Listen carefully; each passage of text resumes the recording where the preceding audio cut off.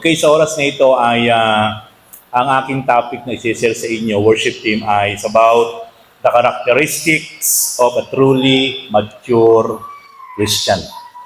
Ito yung mga katangian na talagang mature na mga Kristiyano. Kung meron dapat maging matured, walang iba yung kundi tayo yon. Kasi tayo yung naka-frontliners sa ministry. Ulitin ko, kung meron dapat maging matured, dapat unang-una tayo yon as a ministers. Dapat tayo talaga yung makita ng Diyos, hindi ng tao dapat ang Diyos ang tunay na makakita sa atin bilang tayo ay to become matured Christian. Okay, in the book of Ephesians chapter 4 verse 13, until we all reach unity in the faith and in the knowledge of the Son of God and become mature, attaining to the whole measure of the fullness of Christ. So makikita po natin dyan, mga kapatid, na sinasabi dyan hanggang sa maabot nating lahat ang pagkakaisa sa pananampalataya at sa pagkilala sa anak ng Diyos at maging ganap na tayo. To become matured. Yun yung sinasabi dyan sa Ephesians chapter 4 verse 13 hanggang sa sukat na ganap na kapuspusan ng Panginoong Jesucristo. So it means talagang kailangan talaga as a believers, as a ministers, maranasan talaga natin to become matured Christian. To become matured ministers. Ang spiritual maturity ay hindi nasusukat sa tagal ng pagiging Kristiyano. Ang spiritual maturity ay hindi nasusukat dahil marami kang alam na Bible verse. Ang spiritual maturity ay hindi ito nakikita sa pamamagitan lang ng ating posisyon. Ito ay nakikita sa kung papaano tayo mamuhay, magmahal, magpatawad, maglingkod, at sumunod kay Kristo. Diyan nakikita ang tunay na matured Christian. Hindi sa dami mong alam, hindi dahil sa galing mo, sa husay mo, sa tagal mo ng Kristiyano, hindi dahil sa posisyon mo, kundi sabi nga, nakikita ang isang ganap na matured Christian sa pamamagitan ng pamumuhay natin, magmahal, magpatawad, maglingkod, at sumunod kay Kristo. Number 1, matured Christian knows how to control himself. Ang matured na Kristiyano ay makikita sa kanya ang tunay na marunong na siyang magpigil sa kanyang sarili. Habang ang isang Kristiyano ay yung tinatawag na self-control ay lagi siyang hirap. Ito yung malaking deal sa kanya, siya ay immature Christian pa. Ang tunay na malagong Kristiyano, ang tunay na malalim na Kristiyano, ay ito yung tunay na nakukontrol na niya yung kanyang sarili. Tingnan nyo. Sa Galatians chapter 5 verse 22 to 23. But the fruit of the Spirit is love, joy, peace, patience, kindness, goodness, faithfulness, gentleness, and, ano yung N? Sa uli? Self-control. Merong 9 fruits of the Holy Spirit. At ang pinakamahalaga doon, nandun sa number 1. Ano yun? Yung love. Dahil siya ang pinakamahalaga sa 9 fruits of the Holy Spirit, yung tinatawag na pag-ibig, tapos susundan yun nung joy, peace, patience, kindness, goodness, faithfulness, gentleness, at nasa huli yung self-control. And self-control. Hindi aksidente na nasa huli yung self-control. Bakit? Kasi Hindi natin magagawang maging mabuting Kristiyano kapag wala tayong self-control. Hindi tayo magiging mapagpasensya kapag wala tayong self-control. Hindi tayo magiging mapayapa kapag wala tayong self-control. Hindi tayo magiging mabuti kapag wala tayong self-control. Hindi tayo magiging mahinahon kapag wala tayong self-control. Hindi tayo magiging tapat kapag wala tayong self-control. At lalo't higit, hindi natin kayang magmahal kapag wala tayong self-control. Kaya napakahalaga ng tinatawag na self-control sa isang Kristiyano. Kaya kapag meron na tayong self-control, na ma-manage na natin yung ating sarili, yung ating emosyon, tayo ay isa ng ganap na matured Christian. Kaya napakahalaga yung tinatawag na matured Christian knows how to control himself. Alam na natin na i-control yung ating sarili dahil meron na tayong self-control. Ngunit ang bunga ng Espiritu ay pag-ibig, kagalakan, kapayapaan, pagtitiis, kagandahan loob, kabutihan, katapatan, kaamuan at pagpipigil sa sarili. Hindi ibig sabihin na hindi na siya nagagalit o nasasaktan. Ang pagkakaiba ay hindi na siya kontrolado ng kanyang emosyon. Marunong na siyang huminto, manalangin, mag-isip at piliing gawin ang tama. Kaya napakalaking faktor sa buhay natin bilang Kristiyano na talagang meron tayong tinatawag na self-control. Kapag lagi tayo nadadala ng ating emosyon, ito ay maghahatid sa atin ng pagiging isang immature Christian. Kaya ito yung ating talagang pakanasain. Talagang ma-manage natin, makontrol natin yung ating mga emosyon, yung ating mga sarili, yung ating temper, yung ating anger, yung ating negative emotion. Kapag ito'y nakokontrol na natin, na-manage na natin, magiging mabuting Kristiyano tayo. Magiging mahinaw na Kristiyano tayo. Magiging tapat na Kristiyano tayo. Magiging matiisin tayong Kristiyano. Magkakaroon tayo ng kapayapaan. Magkakaroon tayo ng kagalakan, higit sa lahat. Maiibig na natin yung mga hindi kayang ibigin at hindi dapat ibigin sapagkat meron na tayong self-control. Hindi na tayo nadadala ng ating negative emotion. Dahil tayo ay malago na, malalim na. Tayo ay matured Christian na.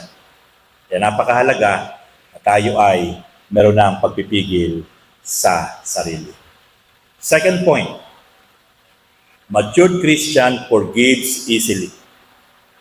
Ang isang matured na Kristiyano, napakadali nila sa kanya magpatawad. Di siya nahihirapan. Kapag malalim, kapag malago ang isang Kristiyano, lagi siyang marunong at handang magpatawad. Hindi madali magpatawad. Lalo't higit sa mga taong sobra tayong ginawa ng hindi maganda. Hindi madali. Pero kapag tayo'y malalim at malago ng Kristiyano, tayo ay hindi natutuwa kapag yung ating mga taong ito na gumawa sa atin ng pangit ay may nangyari hindi maganda. Ito yung tamang pagkakataon na para sila ipadama natin ang pag-abot, ang unawa, at pagpapatawad sa kanila. Kahit hindi maganda ang kanilang ginawa sa atin. Iyon ang tunay na matured Christian. Hindi napakalaking deal na tayo umabot, tayo umunawa, tayo magpatawad sapagkat tayo ay marunong na at madali na sa atin lagi ang umunawa at umabot sa bawat isang tao, sa bawat isang kapatid na hindi maganda ang ginawa sa atin. Ephesians chapter 4 verse 32, be kind and compassionate to one another, forgiving each other just as in Christ God forgave you. So makikita natin, talagang dapat tayo maging mabait, maging mahabagin sa isa't isa. Magpatawaran daw tayo sa isa't isa, gaya ng pagpapatawad sa inyo ng Diyos sa pamamagitan ni Kristo Jesus. Ito yung sinasabi ng Ephesians chapter 4, verse 32. Ang unang nagpatawad ay walang iba kundi ang Diyos. Hindi tayo ang unang nagpatawad bilang tao. Ang Diyos ang unang nagpatawad sa atin bilang tayo mga taong hindi karapat-dapat patawarin. Pero napakabuti ng Diyos. Siya naging mabuti. Siya nagpadama ng pag-ibig sa atin at nagpatawad sa atin. How much more? Kung ang Diyos mismo ay nagpatawad, tayo pa kaya na isang taong makasalanan. At kapag tayo ay madali nang magpatawad, marunong nang magpatawad, ito ay sign na, katangian na ng isang malago at malalim na Kristiyano.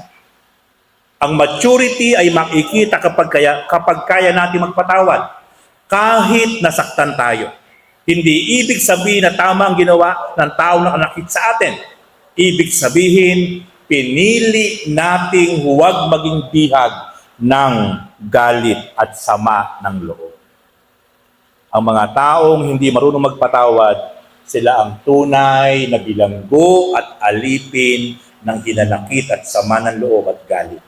Hindi yung mga taong kanyang kinasasama ng loob. Ulitin ko, ang mga taong hindi kayang magpatawad, umunawa at umabot, sila ang bilanggo ng galit, hinanakit at sama ng loob na siyang gawa ng kaaway. Alipin siya.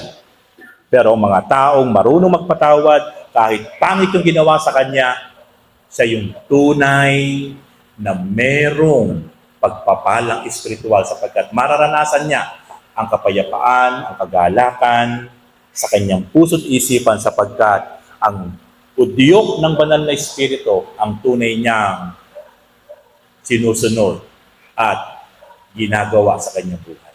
Kaya ito ang ikalawang karakteristik ng tunay na Kristiyano. Madali na sa kanya ang magpatawad, hindi na ito big deal sapagkat siya ay malalim na, malago na mananampalataya.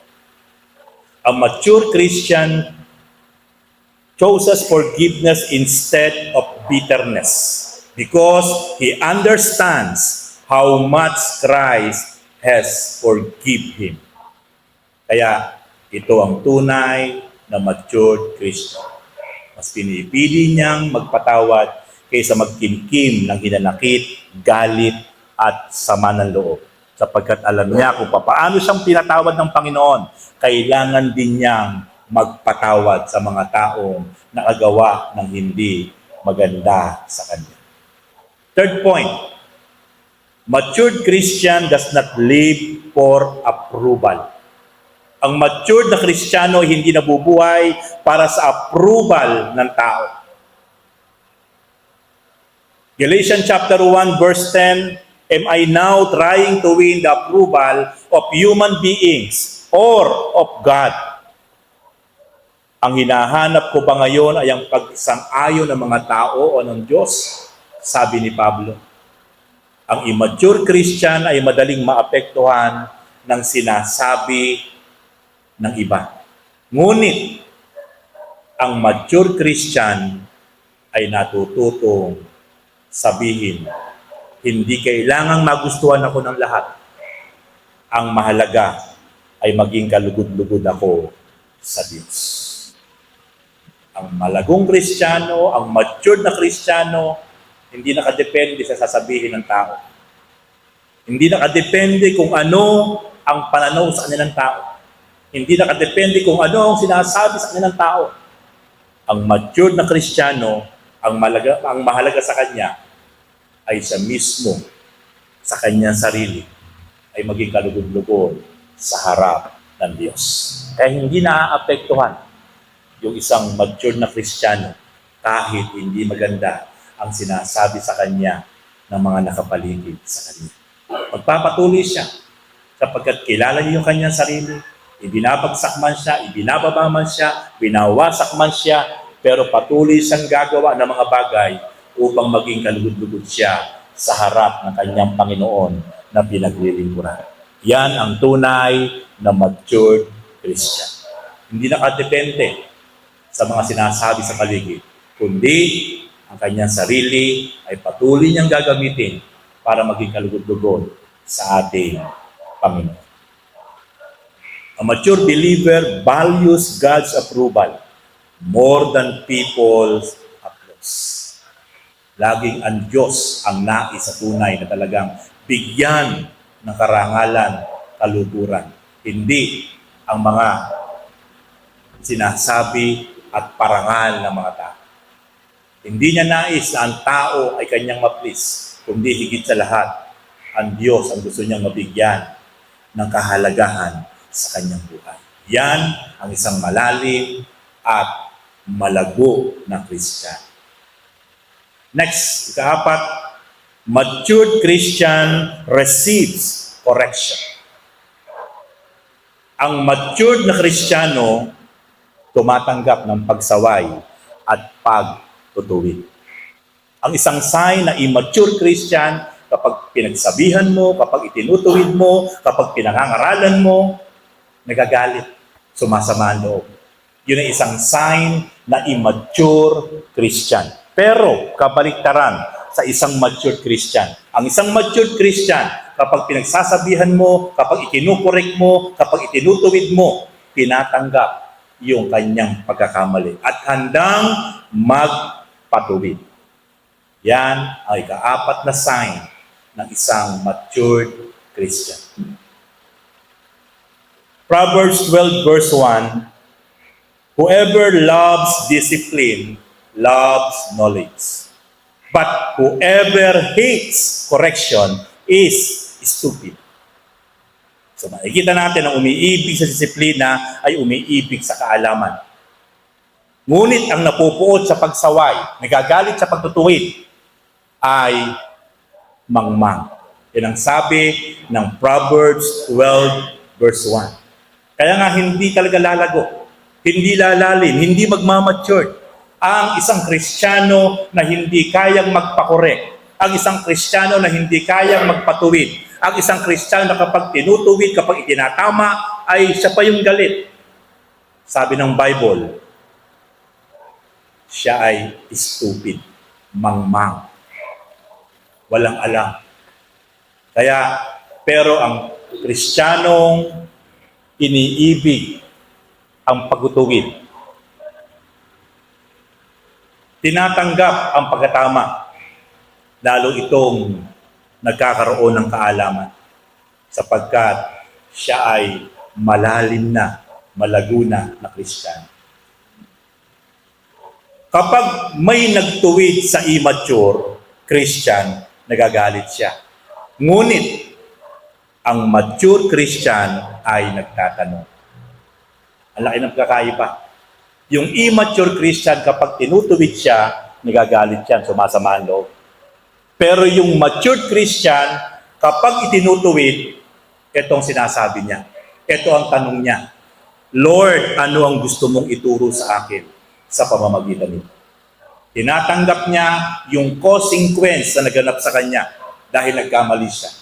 At tinatanong niya ang Panginoon, ano ba? Ano ba? Ano po ba ang lesson na dapat ko pong matutunan? Handa po ako magpatuwid. Kaya tatanggapin niya kung ano yung consequence sa kanya.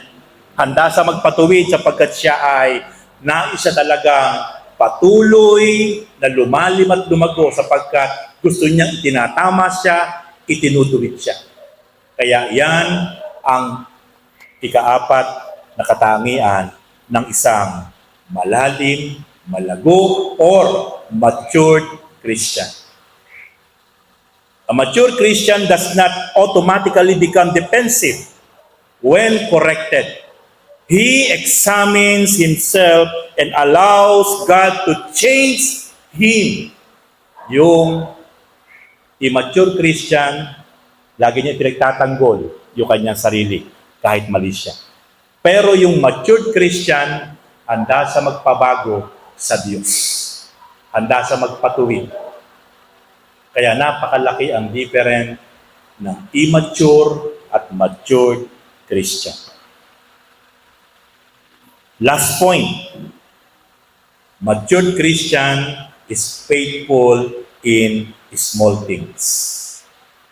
Ang Matured na Kristiyano, tapat kahit sa pinakamaliit na bagay. Yan ang ikalimang katangian ng matured Christian. Kahit sa pinakamaliit na bagay, siya ay nananatiling tapat. Hindi siya unfaithful. Faithful siya kahit sa pinakamaliit na bagay.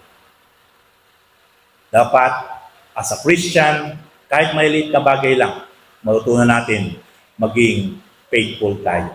Huwag natin sasabihin na maliit na bagay lang yan. Hindi. Ang pamantayan ng Diyos, kahit sa maliit na bagay lang, pag naging tapat tayo, ang Diyos ay nalulugod. Ano ang sabi niya? Ano ang sabi ng Luke chapter 16 verse 10? Whoever can be trusted with very little can also be trusted with much. Ang mapagkatiwalaan sa maliliit na bagay ay lalo't higit na mapagkakatiwalaan sa mas malalaking bagay, sabi ng Diyos. Kaya wag natin i-underestimate sa ating buhay, sa loob at labas ng church, yung maliliit na bagay lang ay hindi tayo magiging faithful. Sapagkat dito tayo susukatin ng Diyos. At ito ang magiging measurement ng Diyos. Kapag tayo ay napagkatiwalaan, kapag tayo naging tapat sa maliit na bagay, lalo't higit mapagkakatiwalaan tayo ng Diyos sa mas malalaking bagay. Pero sa mas maliliit na bagay pa lang na hindi tayo nagiging faithful, hindi tayo pwedeng mapagkatiwalaan sa mas malalaking bagay na gagawin ng Diyos sa atin. Ang immature Christian, sa maliliit na bagay pa lang, never siya nagiging tapat. Pero ang matured Christian, kahit sa malalaking bagay, napakatapat niya. Lalo't higit sa maliliit na bagay. Part 1 pa lang to. Yung part 2, isusunod ko sa inyo next week. Para hindi tayo masyadong kumain ng malaking oras. Ito ay part 1 about sa topic natin, the characteristic of matured Christian. Hopefully, sa gabing ito, ang 5 puntos na ito na ating napag-aralan ay patuloy talagang mag-work out sa ating mga puso at isip. Para tayong lahat ay patuloy na maging matured sa harap ng Diyos at sa harap ng tao. Sama-sama tayong tumayo.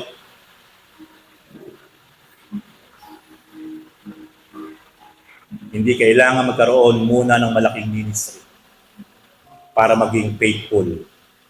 Ang maturity ay nakikita sa pamamagitan ng attendance, prayer life, family responsibilities, work commitments, at simpleng paglilingkod. Kapag ito ay patuloy tayong naging tapat, dito makikita ng Diyos ng bawat isa sa atin ay talagang lumalago at lumalalim. Mga kapatid, mga anak, hopefully, sa oras na ito, patuloy ang bawat isa sa atin ay patuloy na maranasan natin yung self-control. Mamanage natin yung pagpipigil sa sarili. In times of negative, bad times, makontrol natin yung ating emosyon. Sapagkat ang pagkontrol sa ating sarili, ang pagpipigil sa ating sarili, ay pangitain ng isang malagong Kristiyano. Ang malagong Kristiyano, hindi na big deal yung umabot, umunawa, magpatawad. Sapagkat ang malagong Kristiyano ay napakasimple lang sa kanya ang umunawa, umabot, at magpatawad.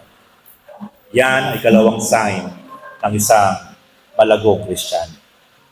Ang malagong Kristiyano ay hindi nakadepende sa approval ng tao, kundi lagi nakadepende upang ang Diyos ang lagi niyang bigyan ng kaluguran.